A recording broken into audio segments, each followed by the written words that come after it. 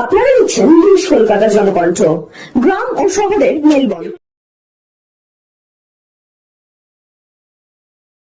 তারাও থাকবে,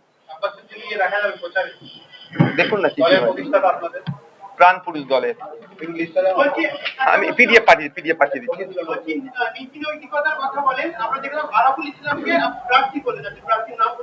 হ্যাঁ হ্যাঁ হ্যাঁ, আপনি এক সময় বলেছিলেন যে জব করে মেরেছে তাকে বলবেন দলে দেখুন, আপনার দল আপনি চেয়ারম্যান সেই দলে তাকে দলে নিলেন, আর সেটা নামও ঘোষণা করলেন। অবশ্যই। আপনার কোশ্চেনটা কি?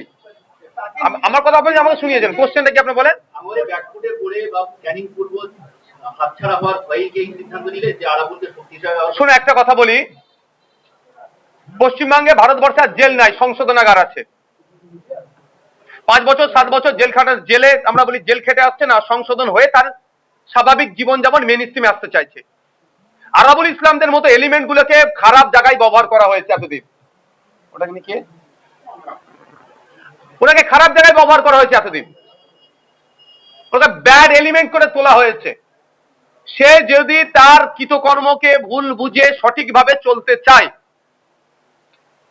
ধর্মীয় ভাবেও বলা হচ্ছে তাকে সৃষ্টিকর্তা তাকে ক্ষমার নজরে দেখবেন। আর আমাদের সংসদীয় ভাষা যদি বলি তাকে সংশোধন হওয়ার জায়গা আছে। তো এইগুলোকে যদি আমি আপনি ছেড়ে দিই, ক্ষতি ছাড়া সমাজের ভালো হবে না। আর আপনি আমি যদি টেক আপ করে সঠিক বার্তা দিই, সমাজে আরো যেগুলোকে তৃণমূল কংগ্রেস আর বিজেপি খারাপ কাজে ব্যবহার করছে, মারামারি খুনাখুনি হনাহানি যে ব্যবহার করছে, আরো বাড়তে থাকবে। বরঞ্চ আমরা একে টেক আপ করেছি, দেখবেন আগামী দিনে এই তৃণমূল কংগ্রেস শুধু ভোটের স্বার্থে যাদেরকে খুন খারাপিতে ব্যবহার করে আইএসএফ এর ছায়াতলে আসবে, যে আইএসএফ হচ্ছে একটা প্ল্যাটফর্ম যেখানে নিজেকে শুধরানো যায়। এবার এটাকে আপনি আপনার মতো করে ক্রিটিসাইজ করতে পারেন, you have to right, you can criticise. বলছিলাম দাদা, শ্রীগঙ্গার যিনি প্রার্থী হয়েছেন কয়েক সেকেন্ড আগে আপনার দলে যোগদান করলো, ওই প্রার্থী তালিকায় তার নামও উঠে গেল। কয়েক সেকেন্ড নয়, অফিসিয়ালি মিডিয়ার সামনে এসে আপনারা দেখলেন জয়েন করেছে। অনেক আগেই তিনি আমাদের পার্টির পদপ্রার্থী এই মেম্বারশিপ নিয়েছেন। তো তিনি বলছেন তৃণমূল কংগ্রেস তাকে বঞ্চনা করেছে এবং বারবার টিকিটে তৃণমূলের পক্ষ থেকে টিকিট পাওয়ার থেকে প্রাপ্ত ছিলেন, পাননি। টিকিট পাইনি বলেই কি আইএসএফ এলো, আইএসএফ তাকে নিল? শুনুন, আমরা আমাদের যতটুকু সমীক্ষা চালিয়েছিলাম, আমাদেরও একটা ছোট্ট টিম আছে, যে আমরাও এইটাও আমরা অনেক আগে থেকেই দেখছিলাম।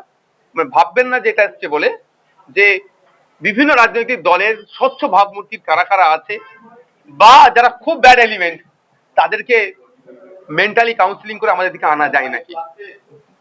আমরা দেখছিলাম যারা স্বচ্ছ ভাবমূর্তির আছে আর খুব খারাপ এলিমেন্ট যারা, দুটোকেই আমরা মেন্টালি কাউন্সিলিং করে আমাদের দিকে আনা যায় নাকি। তো মফিদুল ইসলাম সাহেব যিনি সাহায্যে আছেন, তার সাথে আমাদের এই আলোচনা হয়েছে। ইভেন আপনাদের বলি, আগামী দিনে দেখবেন যাদেরকে মিডিয়ার সামনে মুসলমানদের পুরো সমাজকে যাদেরকে দিয়ে দেখে দেওয়া চাই, সেইগুলোকে আমরা তুলে নিয়ে আসবো। কারণ ওইগুলো 2-10টার জন্য পুরো মুসলমান 3.5 কোটি বদনাম হয়।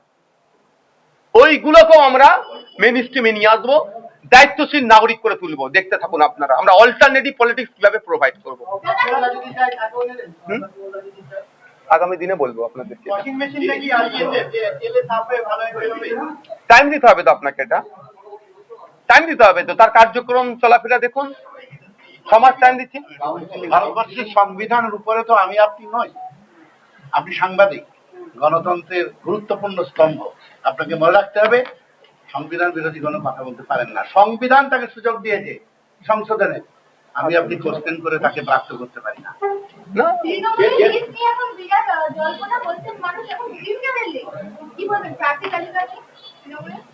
আমি বলবো না এটা, তৃণমূলের পার্টির সদস্য বলছে, টাকার অঙ্ক উল্লেখ করে দিয়ে না টাকা দিলে সিট আইপাক না কি আছে তারা দেবে না, এইভাবে উল্লেখ করছে।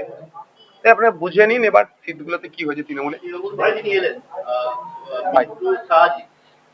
তিনি হচ্ছেন তৃণমূলের প্রতীকে যেটা একজন জনপ্রতিনিধি, একজন রানিং কর্মদক্ষ রয়েছে জেলা পরিষদে, তাকে দলে নিয়ে নেওয়া প্রথম একটা জায়গায় যারা তৃণমূলের হয়ে লড়েছে, নীতিগতভাবে এটা একটা বাধা চিত্র না? তিনি রিজাইন দিয়েছেন, তিনি কর্মদক্ষ পদ থেকে অব্যাহতি নিয়েছেন, তারপরেই তাকে আমরা পার্টিতে জয়েন করিয়েছি।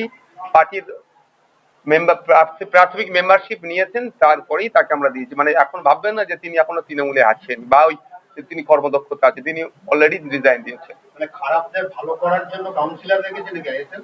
মেন্টালি কাউন্সিলিং করছি তো আমরা, আনতে হবে। সবাই যদি ওদেরকে ছেড়ে দিই তো আরো খারাপ হয়ে যাবে। এখন অনেকে লাইনে আছে, দেখতে পাবেন। Thank you. চিকিৎসার কথা ভাবছেন? আজই চলে আসুন Shirsha general and eye care hospital.